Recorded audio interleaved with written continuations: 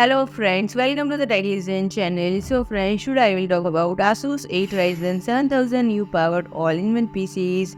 So friend, this PCs offers both functionality and aesthetic appeal, boasting narrow frame design and aluminum integrated stands.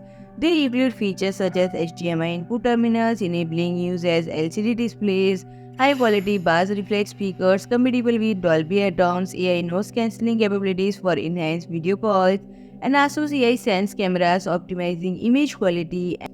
And the lineup include two sizes: a 23.8-inch model named ASUS M3402WFAK and 27-inch model titled ASUS M3702WFAK. Specification for 23.8-inch model include Ryzen 5 7520U processor, LPDDR5 5500 16GB memory, and option for different software integration. Storage consists of 512GB NVMe M.2 SSD with a connectivity option including Gigabit LAN, Wi-Fi 6E and Bluetooth 5.1, and the 27-inch ASUS M3702WFAK model shares similar specification with Ryzen 5 7520U processor, LPDDR5 5500 16GB memory, and option for storage configuration.